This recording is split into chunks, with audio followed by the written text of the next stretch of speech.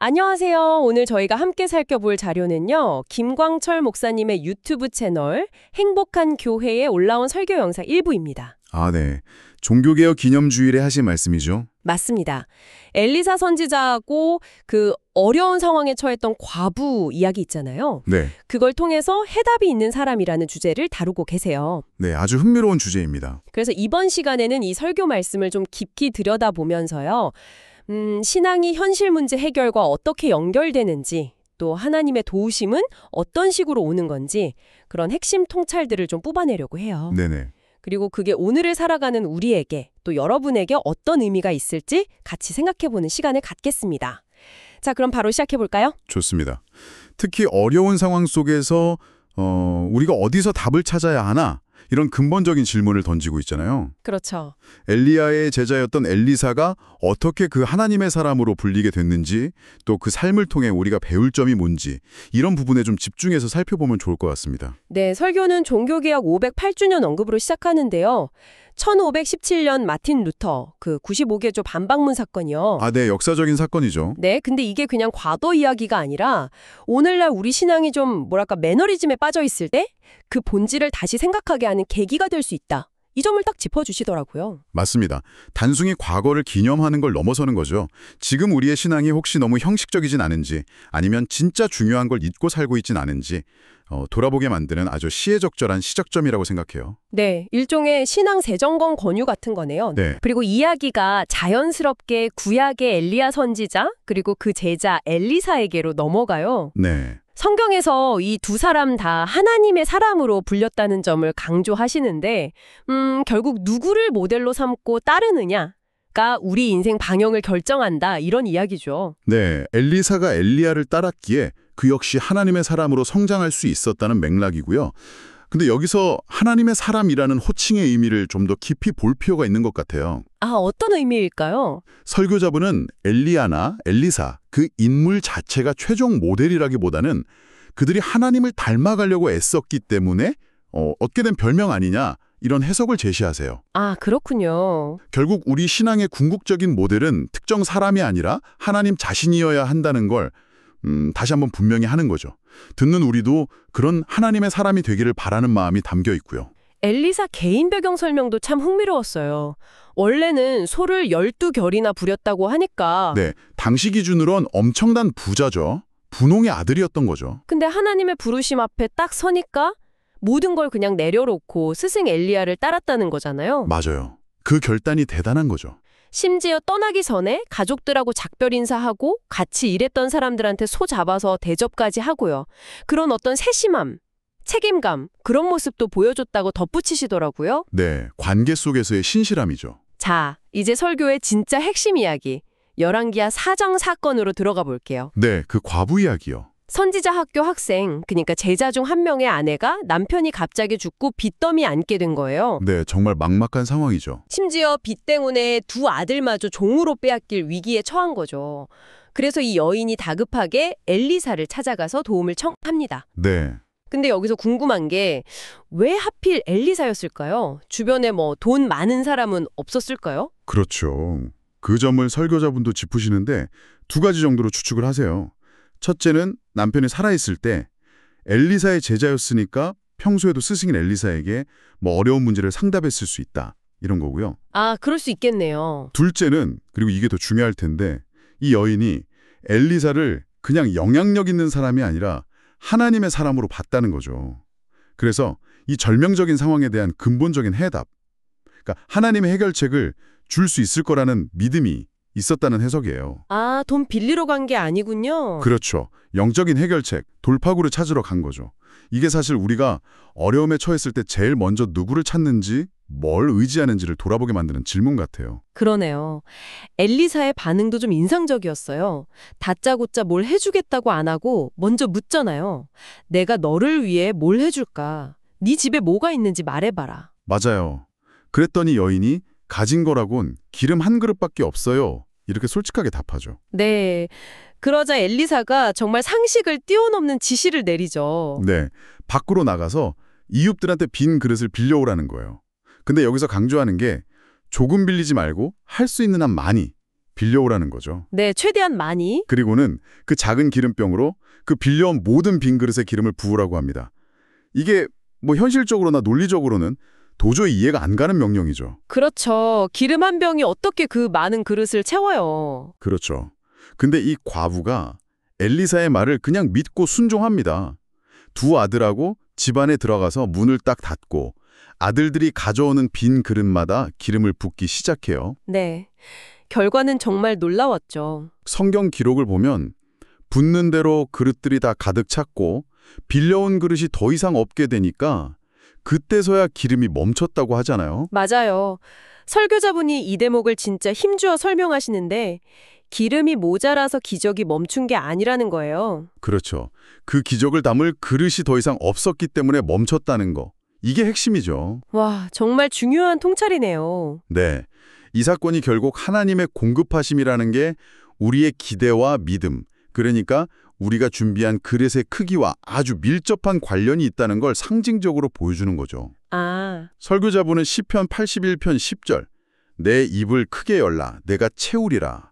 이 말씀을 딱 연결하시더라고요. 내 입을 크게 열라? 네, 하나님 쪽에서는 무한한 공급이 가능한데 정작 그것을 받아 누리는 우리의 믿음이나 간구의 크기가 오히려 그 풍성함을 제한하는 요인이 될 수도 있다.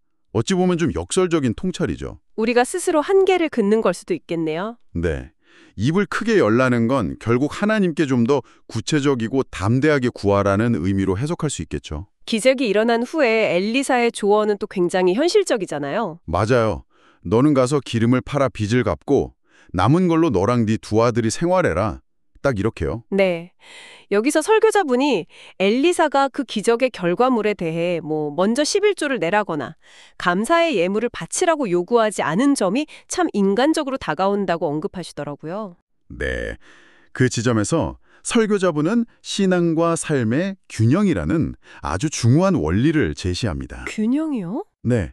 하나님께 삶을 전적으로 드린다는 믿음이 하나님이 우리에게 맡기신 가정이나 자녀, 또 직업 같은 다른 영역들을 소홀히 해도 된다는 뜻은 절대 아니라는 거죠. 아, 그렇죠. 오히려 하나님이 주신 모든 것을 책임감 있게 잘 관리하는 청지기로서의 삶, 그게 진짜 믿음의 표현이라는 관점이에요.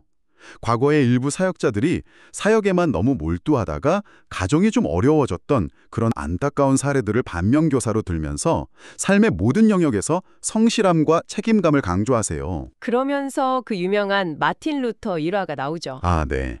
그 바빴던 루터. 네, 나는 너무 바쁘기 때문에 아침 기도 시간을 더 늘릴 수밖에 없다. 이 말이요. 그렇죠.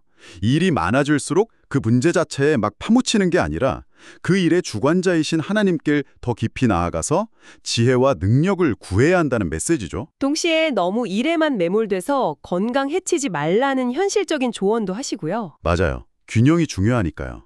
이렇게 삶의 모든 영역에서 최선을 다하는 청지기적 관점, 이게 자연스럽게 주는 것, 새 원리로 또 이어지더라고요. 네, 맞아요. 누가복음 6장 38절 말씀 인용하시죠. 주라, 그리하면 너희에게 줄 것이니 곧 후히 되어 누르고 흔들어 넘치도록 하여 너희에게 안겨주리라. 아, 네. 그 유명한 구절. 먼저 주는 행위, 이게 원인이 되어서 하나님의 넘치는 축복, 즉 결과를 가져오는 통로가 된다는 설명이에요. 근데 여기서 주목할 점은 하나님이 되돌려 주실 때의 방식인데요. 방식이요? 네. 단순히 준 만큼 돌려주시는 게 아니라는 거죠. 마치 그 곡식 자루를 위에서 꾹꾹 누르고 옆에서 막 흔들어서 빈틈없이 가득 채운 다음에도 넘쳐 흐르도록 우리가 상상하는 것 이상으로 풍성하게 갚아주신다는 약속이라는 거예요. 와, 누르고 흔들어 넘치도록. 표현이 정말 풍성하네요. 그렇죠. 디모데전서 6장 말씀도 같은 맥락으로 제시돼요. 물질적으로 좀 부유한 사람들에게 헛된 재물에 소망 두지 말고 모든 것을 풍성하게 주시는 하나님께 소망을 두라고 명령하잖아요. 네네. 더 나아가서 선한 일을 하고 나누어 주기를 좋아하고 너그러운 사람이 되라고 구체적으로 권면하죠. 하나님이 먼저 우리에게 넘치도록 부어주셨으니까 그 받은 것을 기쁨으로 흘려보내는 것이 마땅하다는 논리예요. 여기서도 조금이 아니라 많이 나누라고 강조하시는 점이 좀 인상 깊었어요. 네, 맞아요. 이 나눔의 원칙은 개인을 넘어서 교회 공동체에도 그대로 적용될 수 있다는 거죠. 아, 교회 공동체에도요? 네.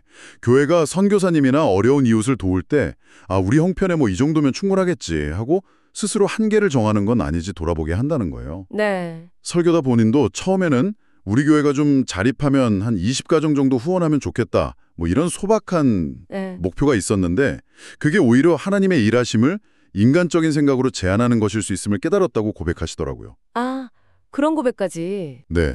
하나님이 주시는 대로 그분의 방법에 따라서 흘려보내겠다. 이런 열린 마음과 믿음의 자세가 필요하다는 도전이죠. 결국 이 모든 복주심과 나눔의 궁극적인 목적은 어디에 있는가? 이 질문으로 이어지는데요. 네. 그 답은 바로 하나님이 하셨다. 이걸 고백하면서 하나님의 영광을 드러내는 데 있다고 힘주어 말씀하세요. 아, 하나님께 영광. 그렇죠. 우리 어떤 선행이나 교회의 사역을 통해 사람이 주목받는 게 아니라 그 모든 것을 가능하게 하신 하나님께 모든 영광이 돌아가야 한다. 이게 핵심 가치라는 거죠.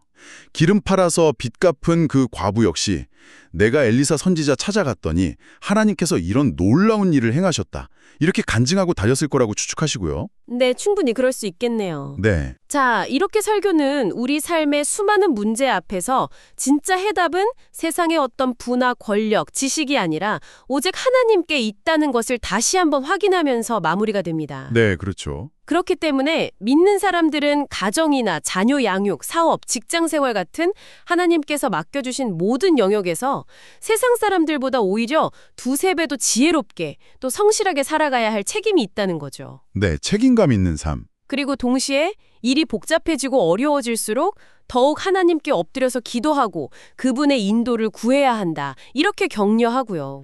더불어서 우리 주변에 어려움 겪는 이들을 만났을 때 쉽게 막 비난하거나 판단하기보다는 그 아픔에 좀 깊이 공감하고 위로하면서 조건 없는 하나님의 사랑을 실천하는 공동체가 되어야 한다고 촉구합니다. 네, 공동체의 역할도 중요하군요. 그리고 우리 각자가 먼저 하나님께 나아가서 삶의 문제에 대한 해답을 얻고 또 그 받은 은혜와 해답을 통해서 다른 누군가가 회복되고 세워지는 그런 축복의 통로가 되기를 기도하면서 설교는 끝을 맺습니다. 네, 오늘 김광철 목사님의 설교를 통해 엘리사 시대 이야기를 쭉 살펴봤는데요. 이게 오래된 이야기지만 마치 오늘 우리에게 직접 하시는 말씀처럼 느껴지네요. 네, 저도 그렇게 느꼈습니다. 특히 인생의 큰 문제 앞에서 그냥 주저앉는 게 아니라 하나님의 사람에게 나아가서 답을 구했던 그 과부의 믿음, 그리고 하나님의 응답을 담아낼 그릇을 최대한 준비하려고 했던 그 순종의 자세가 참 깊은 울림을 주는 것 같아요. 네, 그리고 하나님이 주신 복을 그냥 나 혼자 누리는 걸 넘어서서 그걸 가지고 선한 일을 위해 나누고 베품으로써 궁극적으로는 하나님께 영광을 돌리는 청지기적 삶의 중요성? 이걸 다시 한번 생각하게 됩니다. 맞아요. 신앙과 삶, 가정과 일, 이 모든 영역에서 어느 한쪽으로 치우치지 않고 균형을 이루면서 최선을 다하는 것. 그게 정말 하나님께서 원하시는 모습이라는 메시지가 아주 선명하게 다가옵니다. 그렇죠. 자, 오늘 이 이야기들을 들으시면서 여러분 마음에 가장 강하게 와닿은 부분은 무엇이었나요? 마지막으로 이런 질문을 한번 던져보고 싶습니다. 네. 여러분이 지금 하나님께 무언가를 간절히 구하고 했다면 여러분의 믿음의 그릇은 얼마나 크다고 생각하시나요? 엘리사가 과부에게 되도록 많이 빌리라고 했던 것처럼 혹시 여러분의 기대를 활짝 열어두고 계신가요? 아니면 뭐 이 정도면 되겠지 하면서 스스로 그 크기를 재단하고 있지는 않으신가요? 네, 정말 중요한 질문입니다. 잠시 시간을 내셔서 한번 깊이 생각해 보시면 좋겠습니다.